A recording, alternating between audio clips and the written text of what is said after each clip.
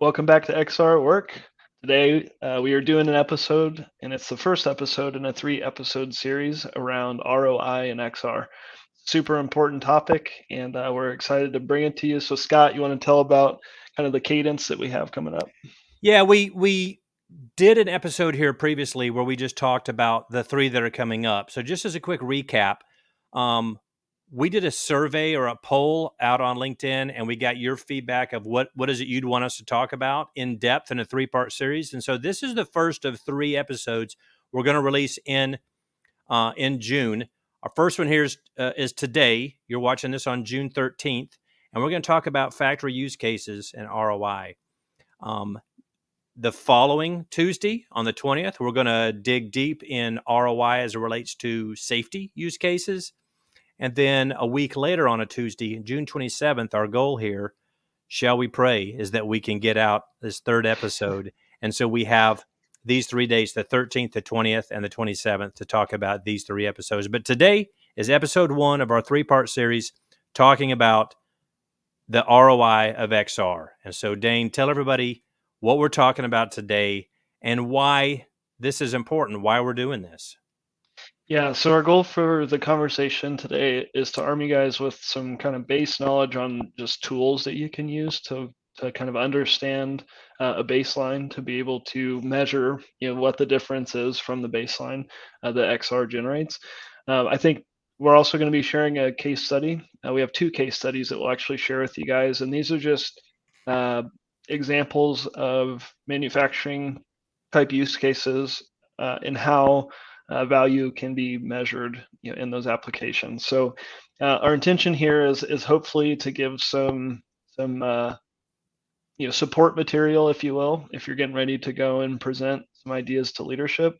A challenge I think that Scott and I have found, in this space is that everybody, is pretty tight-lipped about the amount of money that they save, how they're measuring their metrics, all those different types of things. And so we're trying to give some example content for those who maybe are struggling in this area or just getting started, so that you can use that as a template when you go to have conversations with management. So, Scott and I, this is, I would say these are tough lessons that we've had to learn, Yeah. along the way, Yeah. and making sure that you have hard dollar values associated with the XR applications that you're looking at is really important, especially in the beginning, I would say, because in the beginning you're kind of you have to prove yourself, right, and you have to prove the technology in order to kind of get to the next step where you get funding. And so I think particularly in the beginning, making sure that you find a good baseline and then you effectively measure the metrics from that baseline is really important in order to be able to continue to get buy-in for future projects.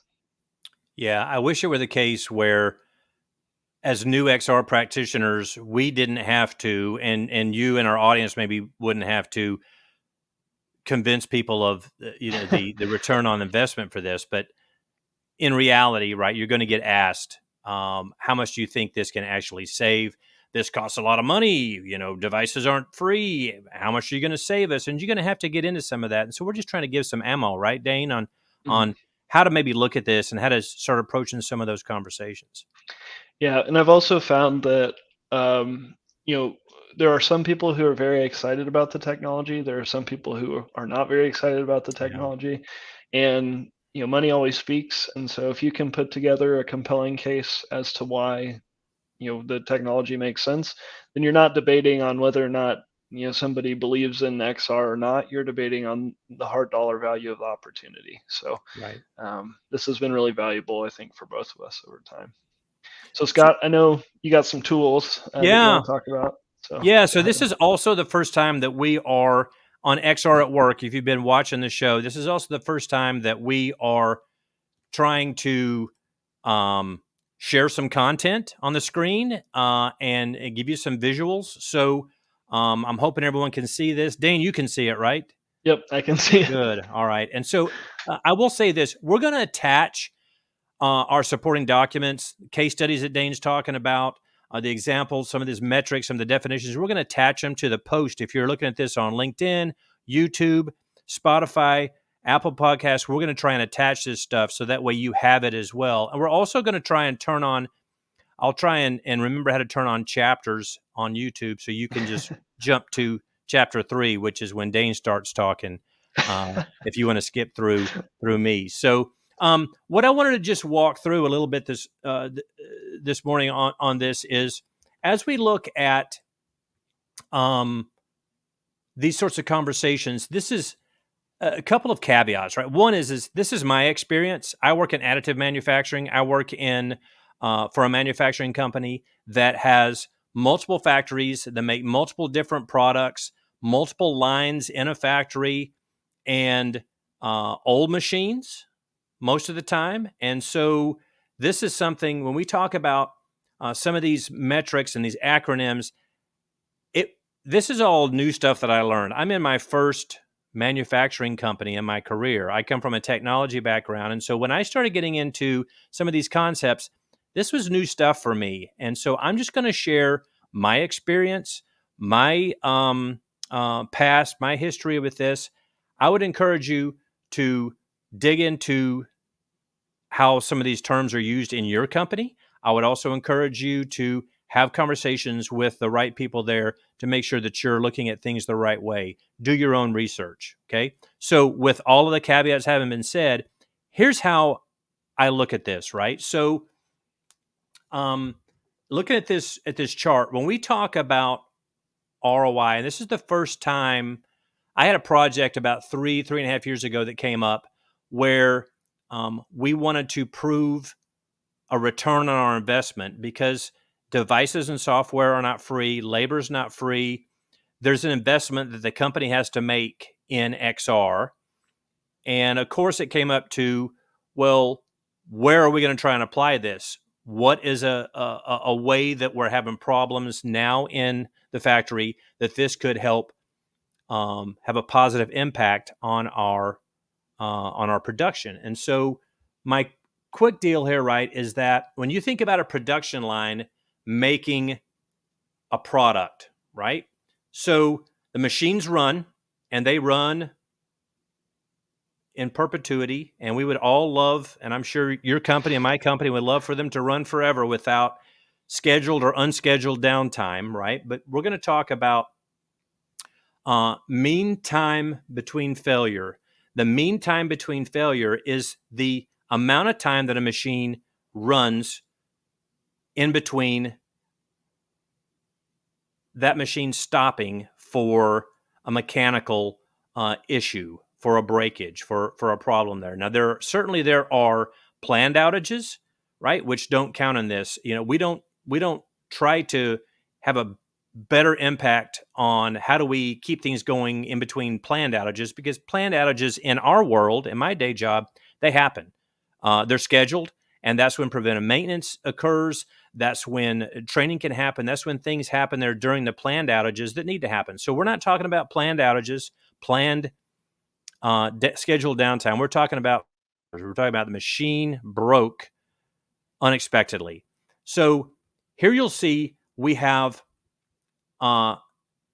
correct behavior, machines running on the left, right? And then this big X is we have a failure, okay?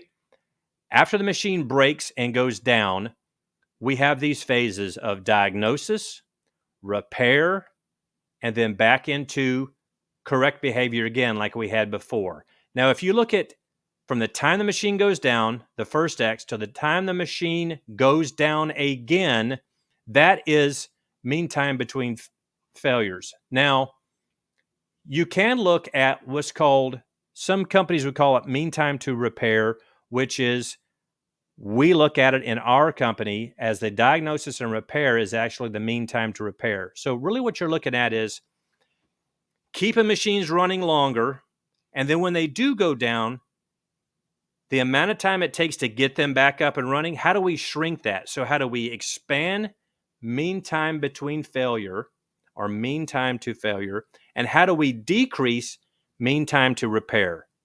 Again, two metrics that we look at a lot in my job, right? And Dane, I'd appreciate your input as well, how you guys look at it in your company. But we look at keeping machines running longer, and when they do break, the amount of time it takes to repair them, how do we decrease that? Okay. Absolutely. Yeah, and these are, I mean, this is an important metric. This is how you actually get the baseline for determining how successful you are after implementing XR. So, like Scott, do you want to talk about that? Like, in your experience with most of the businesses that you've talked to or work with, do they have good metrics on this right off the bat? Yeah. So, yes and no, right? The answer is always it depends, right? So we can go in, and I'll put these notes in the comments as well. What I would say is a little bit before that, Dane, though, XR can play a role in all of these phases. So we have tools at our disposal in extended reality and augmented and virtual and mixed reality that can keep machines running by analysis and predictive analytics. We have tools that help with diagnosing the cause of the failure. We have tools that help our maintenance people repair them faster and more accurately. So XR can play a role at every one of these stages. But I think, Dane, you bring up a great point, and that is that you've got to, number one, you've got to know your metrics, right? If you go into a factory, and I'm talking to our audience, right? If you go into a factory and they say, we want to reduce our repair times when a machine goes down, the first thing I'm saying is okay, so tell me typical repair times for an unplanned outage during a failure, right? And if they say, well, we don't know, it just takes too long. Well, I can't help it just takes too long. I can put tools in place and Mhm. I can tell you after the tools are in place how long it takes to repair. But if you don't have something before that baseline to compare it to, you don't really know if it's decreasing or increasing the time of diagnosis and repair. Right. So to your Would you point, say it's fair to say that, in the case that somebody comes to you and says, "Hey, I really want to use this, but I don't have any baseline data." Is it fair to say that like this is where you start? Those, finding the mean time between breaks, all that stuff, those are kind of the metrics that are used. Obviously, like you said, everything depends, but in a situation in manufacturing, it feels like those are some pretty easy first go-dos, that you can get to kind of understand what's going on. yeah, I would say if I walk into a plant and they say that they're not capturing, they can't tell me how long a machine typically runs, and when it goes down, how long it typically takes to repair it. What I've done in the past, right, is I'll say, all right, so we're going to go put some solutions in place that are going to try and keep them running longer and reduce the repair times.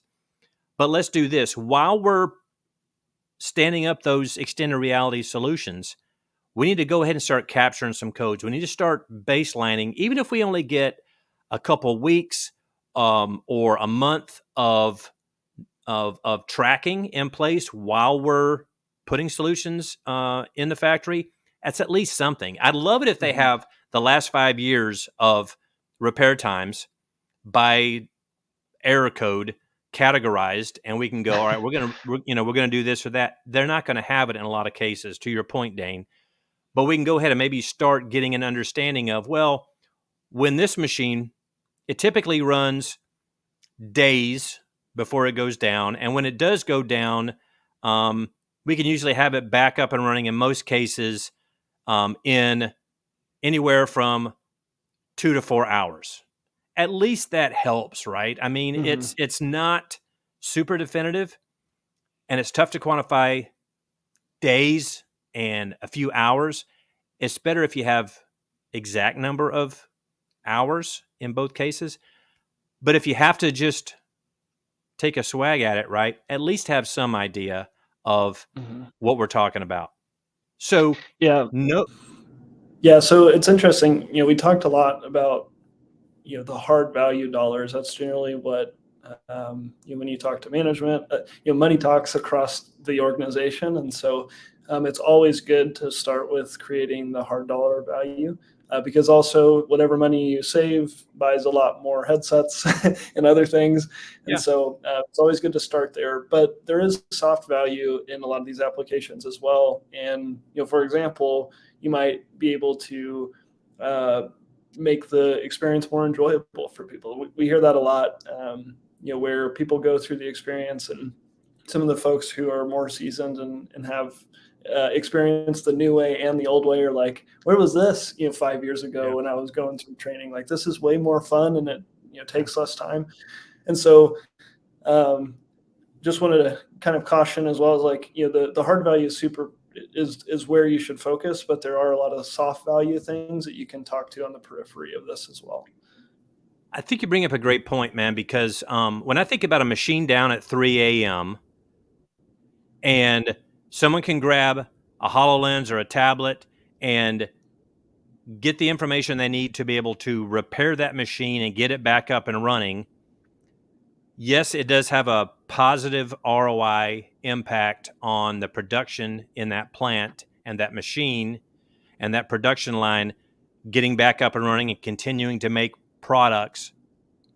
But if you ask those people what else they liked about that, they'll tell you, yeah, it got me up and running faster, but I also like the fact that I didn't feel like I was alone. I was able to remote expert someone in, have them help me out, and it reduced my anxiety.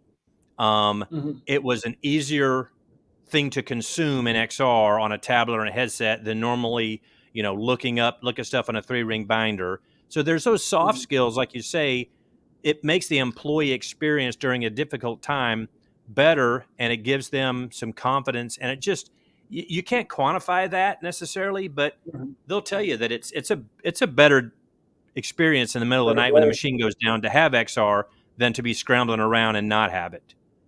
Well, and I mean, there's value to be said too for, the subject matter expert that doesn't get a phone call at 2:00 in the morning because, somebody was able to figure it out and diagnose it themselves too. Yeah. Right. So from a quality of life perspective and a retention perspective, as much as we can stay out of people's kind of, personal lives and make sure that they have free time, the better, and more willing people are going to be to come to the table when things are really going south and we need them.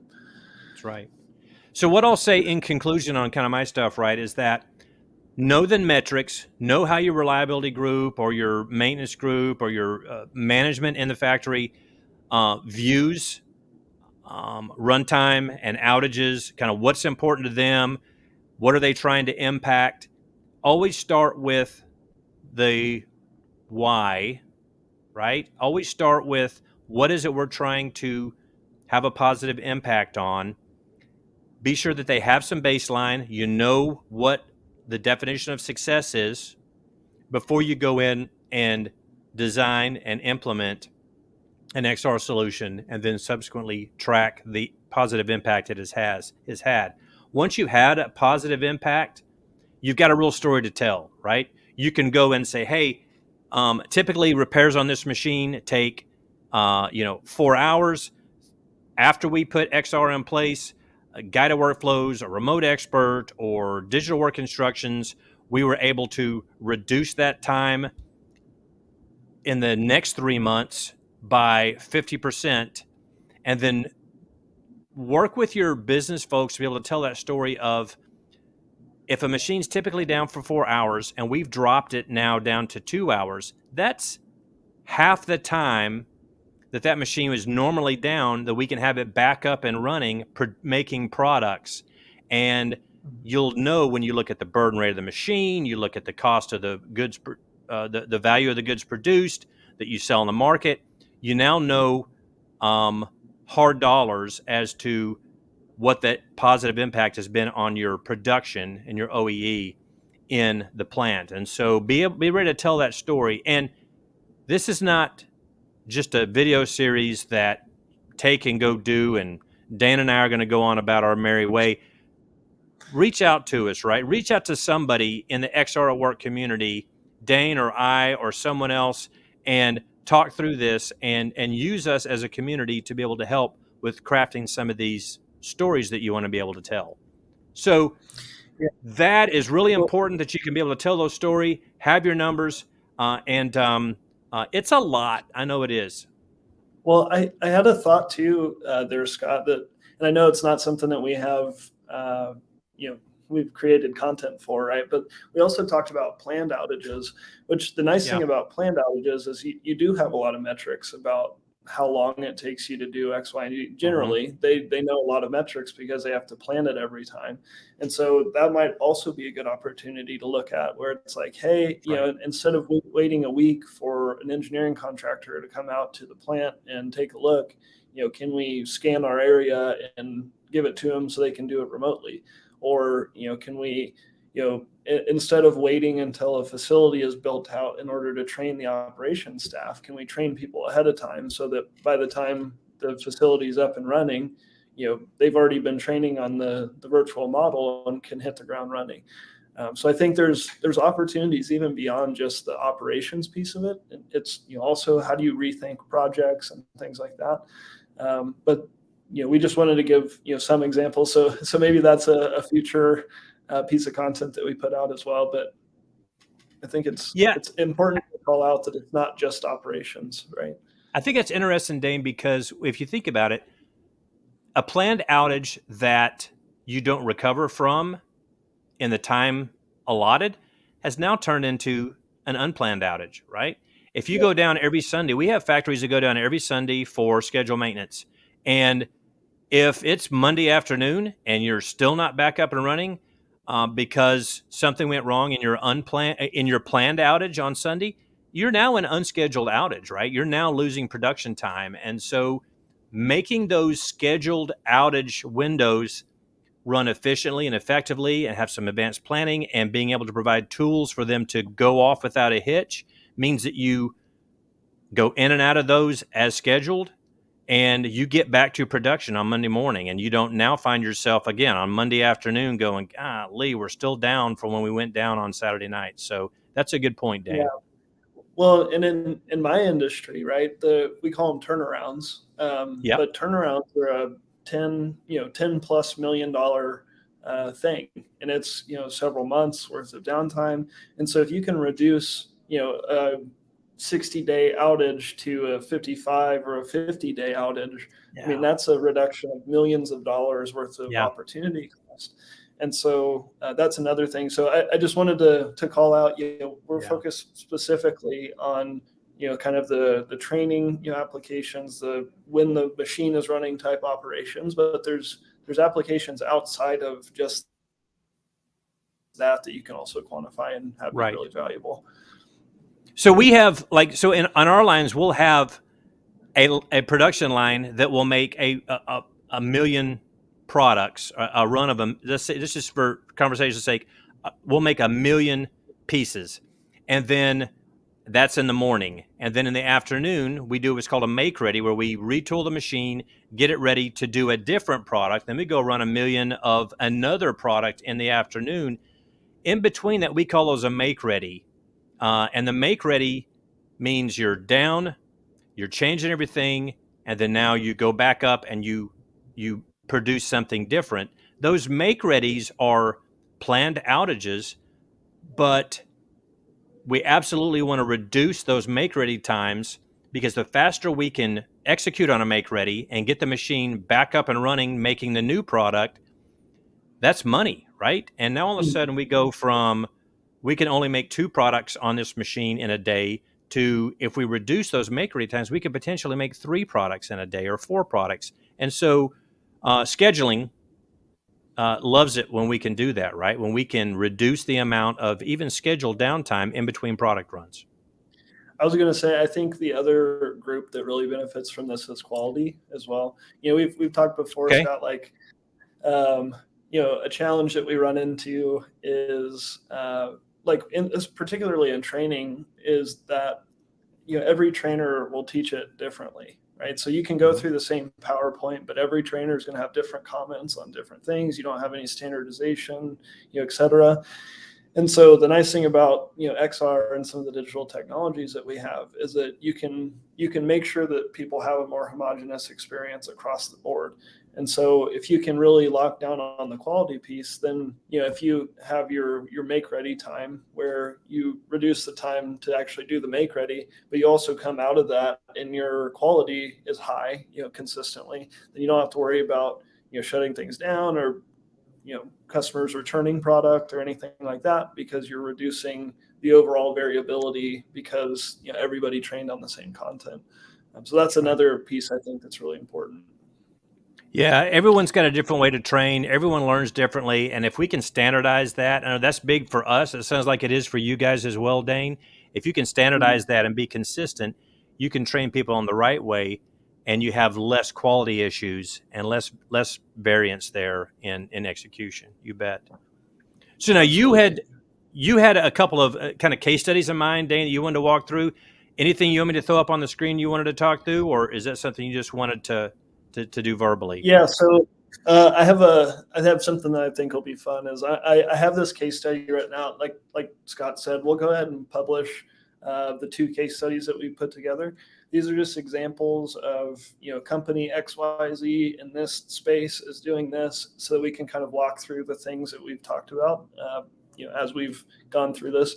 So Scott, what I'm going to ask of you is that you can be my consultant, if you will, as I walk through this, and we can start talking about how you would tackle, this type of thing. So I'm just going to read it from the screen. I think the text will be too small if we share it. So I'm just going to read it for everybody. And like I said, you're my consultant, so we'll talk through the scenario. I have some notes and stuff, but I think it'd be interesting to hear kind of stream of consciousness thoughts from you as you're going through this. All right. So this is the case study 2. John, a new employee at company XYZ, was assigned to operate a precision milling machine used in manufacturing of complex parts. In addition to training, in a traditional training approach, John would have required an extensive period of hands-on training to become proficient in operating the machine. However, with implementation of VR technology, John was provided with a virtual training simulation that replicated the milling machine and its operations. Within the VR training simulation, John was guided through a step-by-step process of setting up a machine, loading the necessary tools, and executing the milling operations. The interactive nature of the simulation allowed John to practice and refine his skills, ensuring a quicker transition to operating the actual machine on the shop floor. So I'm going to pause there for a second, because I think that's a key thing, and I don't think we've talked about it a whole lot yet, is the replication, repetition, better way to say it. The repetitive nature of doing training in virtual reality, for instance. That's one challenge that we've had in the past is like, if I take down a machine because somebody has to come and physically train on that machine, then I'm losing throughput, the whole time that they're on the training. And so there are 2 challenges with that. One, obviously you lose the money that you're making from having downtime on that asset. But 2, that person feels stressed because you have to limit the amount of time that they can actually spend training on the real asset, because you can't just have it down, all day long in order to maintain rates. And so in some situations, like I've seen situations where, hey, we're going to pull this machine down so that you can train, but you only get 30 minutes. And that 30 minutes only happens in situations where, a machine's already going to come down, or, they're having issues. And so what happens is, like, somebody onesie twosie can train all the time, but it's only for 30 minutes at a time, and it's never one after the other or consistent. And so, like, humans are really good at learning things quickly if we have a lot of repetition. But if there's no opportunity for repetition and there's not a lot of time, it takes us a long time, to learn how to do particular skill sets. And so I think that's a really good thing to call out in the VR aspect of this, is like the repetition in a safe area. The other thing is, like, I don't know about you, Scott, but like the traditional training locations that we would use are not very comfortable to learn in. Like, it's hot, it's loud, there's forklifts going by, whatever. And so, not only are we trying to give somebody constrained timing on top of, it being like a high pressure situation, they're also stressed because they're in an environment that's not comfortable for them. And so I think that repetition in an environment that you can have a safe conversation with your trainer is really a valuable, piece to call out there. So I just wanted to pause there. Sorry, I know I kind of went on a rampage there, but what are your thoughts? No, I get this a lot, Dane, right? When I go out to plants and I look at how training is happening now in the factory, and it's largely, it's exactly what you're saying, right? It's, okay, maybe you're not in the mood for it, but we've got to do this right now. We have a scheduled outage. And so get on here. Let me show you how to do this. And it's loud, it's hot, it's distracting, it's stressful. And in essence, what we're saying to the trainee is we're saying, get good at this real quick because time is of the essence and we've got to get the machine fired back up, right? You've got to finish learning this before they get their scheduled preventive maintenance procedure done, because when they're done with the PM, you're done learning and now it's go time. And so what we do is we put people in these over and over and over again. We put new hires or new people in a job function into these situations where we expect them to learn a lot in a weird environment quickly. And if they've got it or not, time's up. The preventive maintenance procedure's done. You've got to get on doing this. And it's like virtual reality answers that call, right? Like to your point, Dane, if we can take them off and let them do this in a climate controlled, noise controlled, lighting, well lit, lighting controlled environment, and give them ample time to learn at their own pace and to build the muscle memory without having to worry about whether the machine needs to go back up in 10 minutes or not, that's a good day for that trainee. Absolutely. Well, and I think there's also a bunch of auxiliary benefits that come from this. And Scott, let me know if you've had the same experience, but we sometimes do training in VR with like a group. And so one person, goes through it, then you have your cohort of people who are watching. Mm-hmm. And the cool thing is, it's a little awkward for like the first one because you have to find the brave person who wants to put on the headset for the first time. But the cool thing is that once everybody's been through one time, then effectively they can give each other pointers. And so it's not only like you get the benefit of actually being in the headset, but you get the benefit of watching other people, make some mistakes and being able to coach them as well. And so we actually have people who we'll cast VR to a TV and we'll watch, sure. We'll have the other trainee essentially give coaching as they're going through, and it's super helpful. And then, you can do things like gamify it as well. So you can make it where, if you do it in a certain time without, getting without making any mistakes or whatever, you get higher points. And then, so it's also it's a social thing. You're building social interactions with people around you, which again, these are soft skill metrics, but I just wanted to call that out because I think that's a common thing that you see across a lot of different trainings is the repetition is important.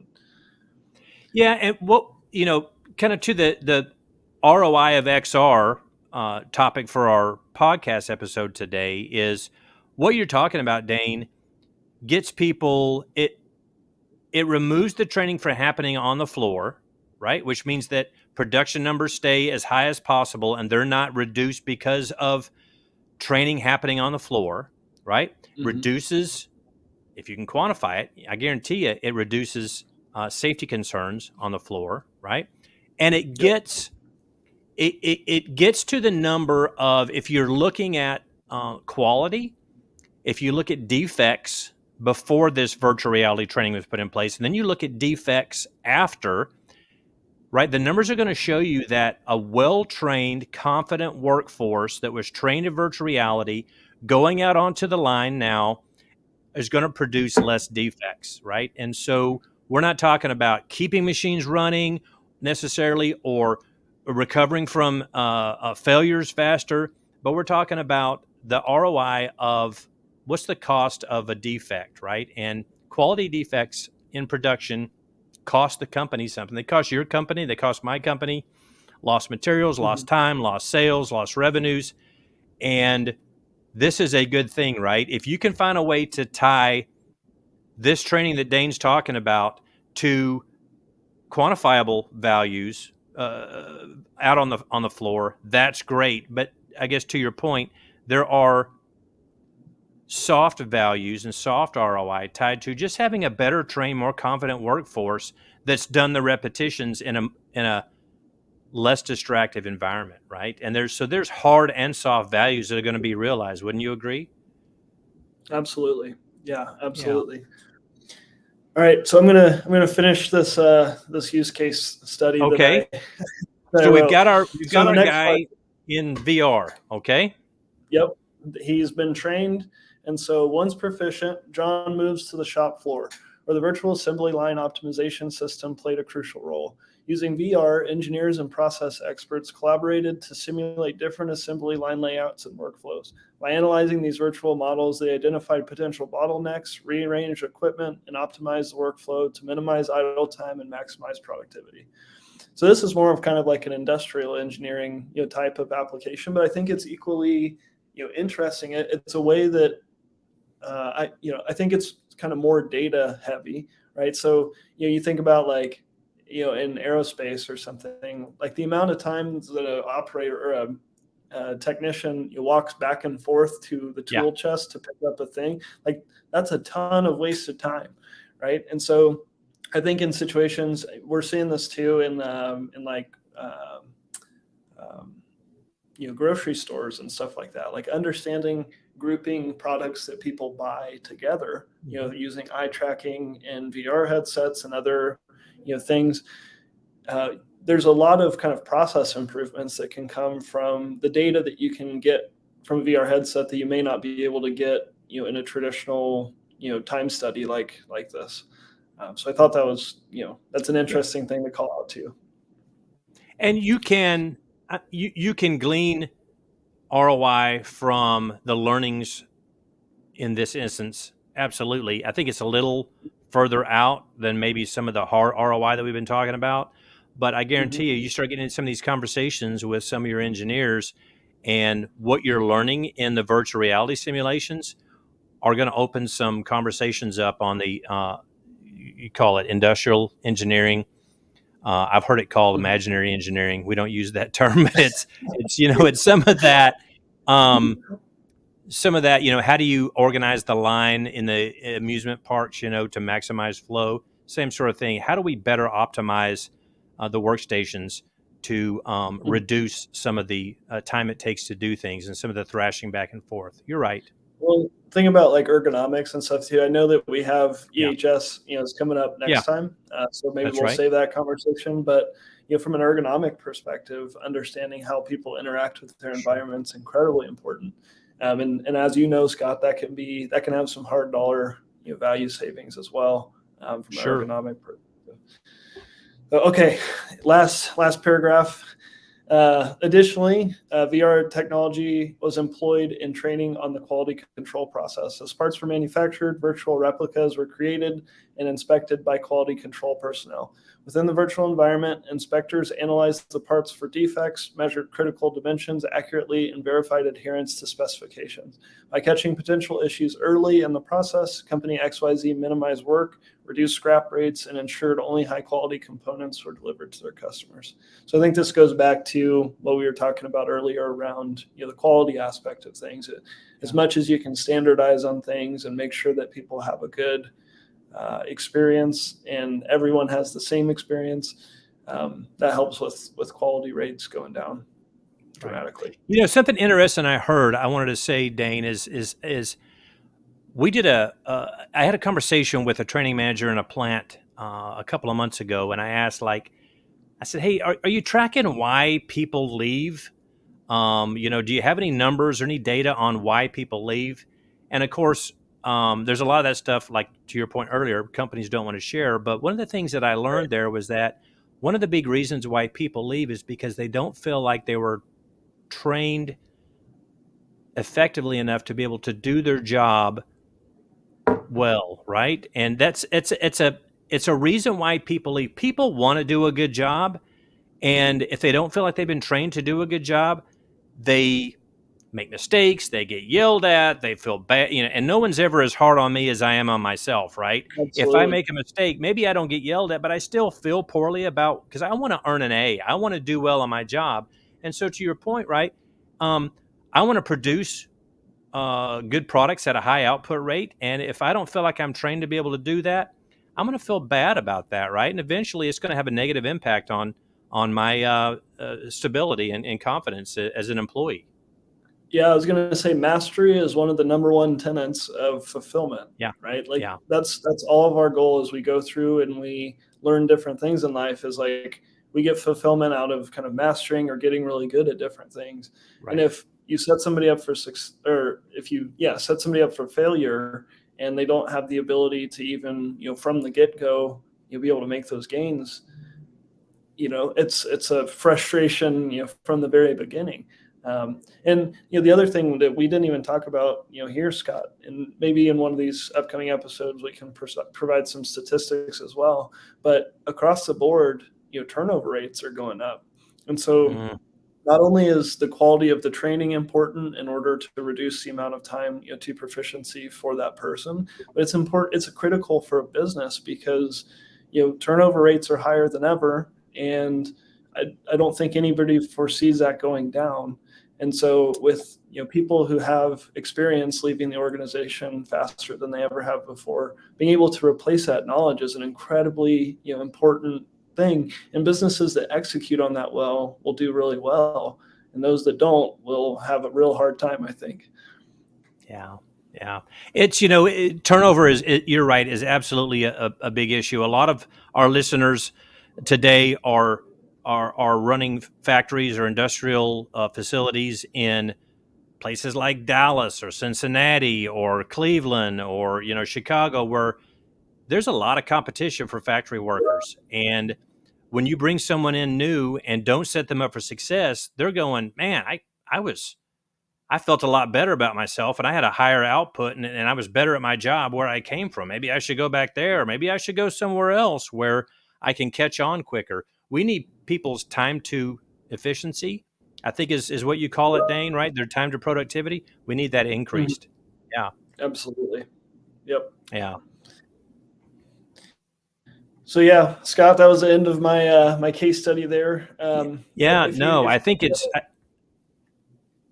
great. I think things that we want people to take from this episode, right, is that there are ways to deploy extended reality technologies that will have an impact on some very specific low-hanging fruit metrics, right? And you need to be partnering with your people, your maintenance people and reliability people and quality people and production supervisors on the floor to really hone in and target your efforts to impact those metrics like we talked about, repair time and keeping machines running longer. But there's a lot of different ways that you can have a positive impact on the ROI in your factories by deploying XR that aren't always necessarily super easy to quantify, right? So when we talk about retention, it's tough to say XR had a positive impact on retention of our employees, but it can be done. Mm-hmm. So we hope that everyone got something out of this. Any parting thoughts,